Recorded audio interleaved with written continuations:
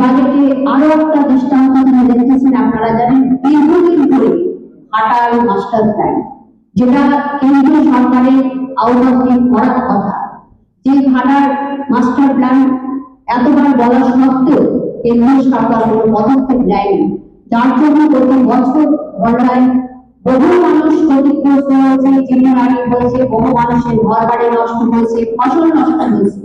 আজকে মমতা বন্দ্যোপাধ্যায়ের সরকার সেই মাস্টার প্ল্যান আজকে বাস্তবায়িত করতে চলেছে রাজ্য সরকার তার নিজস্ব তহবিল থেকে। শুধু তাই না, আজকে স্বাস্থ্য ক্ষেত্রে বলুন এবং সর্বস্তরের মানুষের পাশে তিনি যেমন ছিলেন, আছেন এবং আগামী দিনেও থাকবেন। এক কথায় কালকের বাজেট সমস্ত মানুষের কাছে পৌঁছে দিয়েছে একটা যুগান্তকারী বাজেট। সর্বস্তরের মানুষ খুশি হয়েছে। আর যাদের এটা নিয়ে অপপ্রচার করা, উৎসাহ করা, তারা তো করবে, কিন্তু বাঙালি, বাংলার মানুষ, সাধারণ মানুষ সকলে খুশি। এটাই আমাদের সব থেকে বড় পাওনা।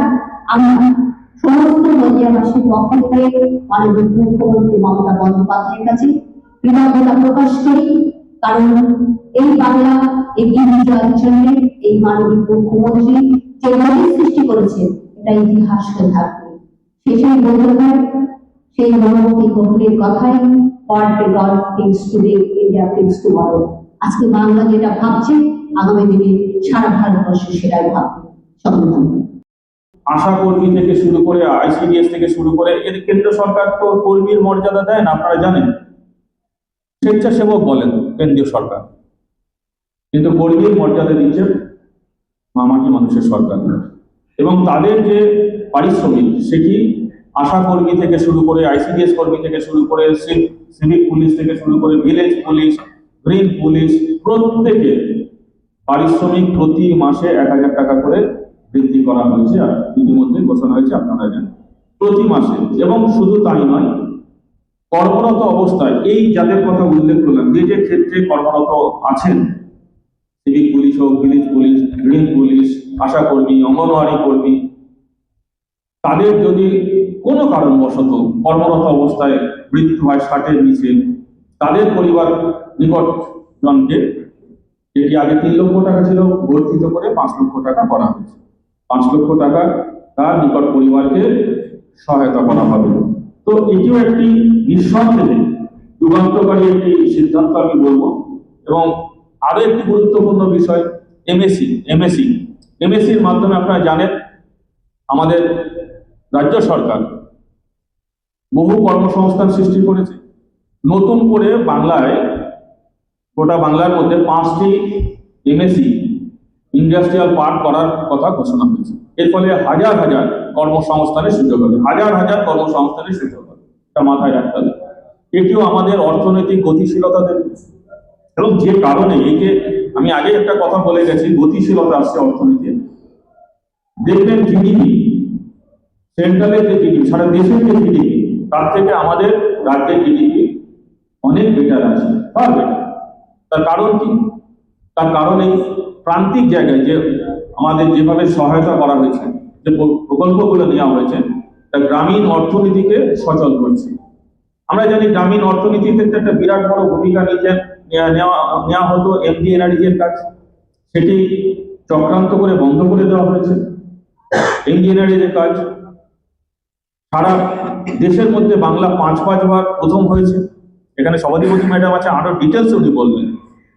আমাদের জেলা দুর্দান্ত সাফল্যের সাথে কাজ করেছে অতীতে, উনি তখন জেলা পরিষদে ছিলেন, তো দিদিও ছিলেন জেলা পরিষদে।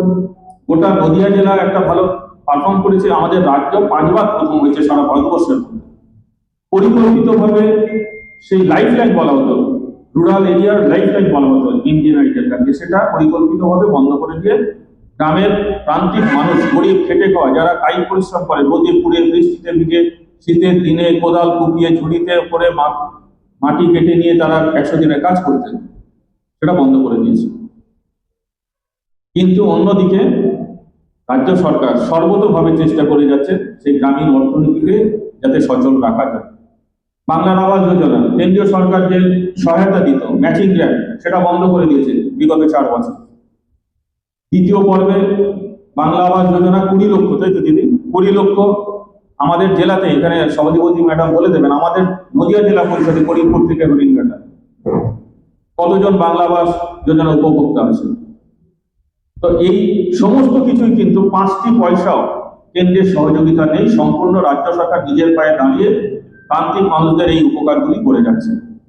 এবং পাশাপাশি আরেকটা অত্যন্ত গুরুত্বপূর্ণ দিক, আপনারা জানেন কোল্ড স্টোরেজ ব্যবস্থার মধ্য দিয়ে 5.9 মিলিয়ন সবজি থেকে শুরু করে বিভিন্ন আমাদের কোল্ড স্টোরেজ ব্যবস্থা আছে, সেটা সারা ভারতবর্ষের মধ্যে প্রথম স্থানে আছে পশ্চিমবঙ্গ। এর বাইরেও আরো নতুন করে 50টি কোল্ড স্টোরেজের তৈরি করার উদ্যোগ নেওয়া হয়েছে, কালকে সেটি ঘোষণা করা হয়েছে। ফলে কাঁচামাল সংরক্ষণের ক্ষেত্রে আরো বেশি গুরুত্বপূর্ণ ভূমিকা পালন করবে এবং আমাদের কৃষক সমাজ আরো বেশি করে উপকৃত হবে।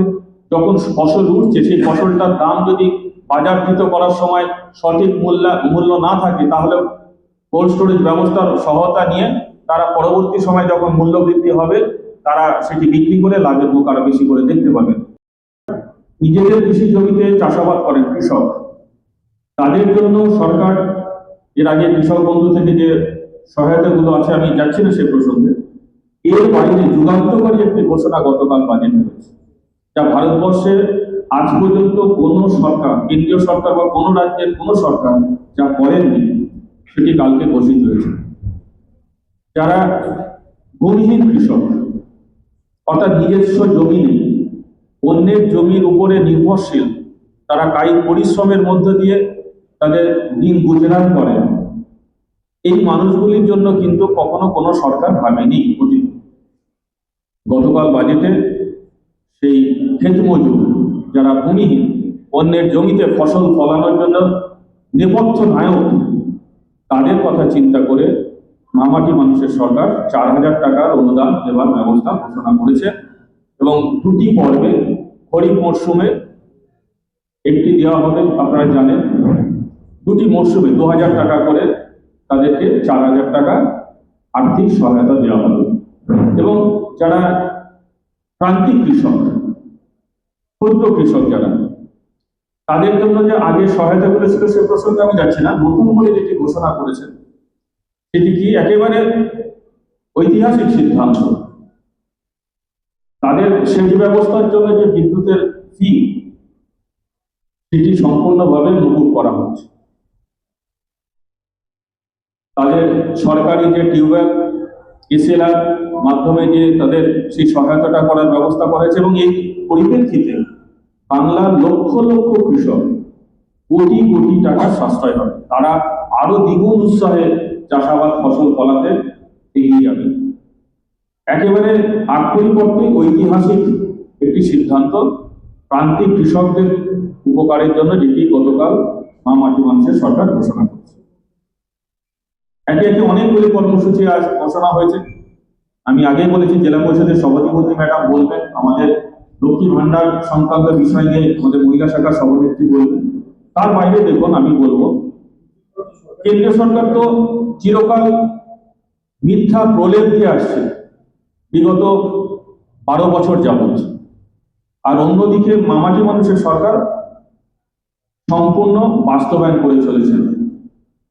অর্থনৈতিক সমৃদ্ধশালী যাতে হয়, অর্থনৈতিকভাবে দেশ আমাদের রাজ্য, তার জন্য যে যে পরিকল্পনাগুলো, আগে আমি একটা কথা বলেছি, অর্থনৈতিক গতিশীলতা আনার জন্য নানা রকম কর্মসূচি গ্রহণ করেছে।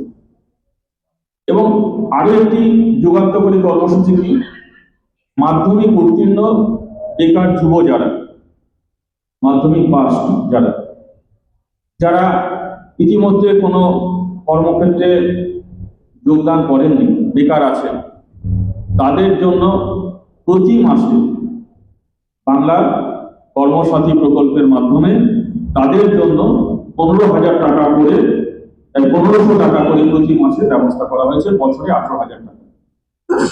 এটা ভারতবর্ষের অন্য কোনো প্রভিন্সে, কোনো রাজ্যে আজ পর্যন্ত এই ধরনের চিন্তা ভাবনা করা হয়নি। এর ফলে কি হবে, যারা কাজের ক্ষেত্রে প্রত্যাশী, চাকরির জন্য যোগাযোগ করছে, চেষ্টা করছে, তারা অনেকটা সহায়তা পাবে, অনেকটা মনোবল পাবে তারা আরো বেশি করে প্রস্তুত হওয়ার জন্য তাদেরকে সহায়তা করবে এই প্রকল্প।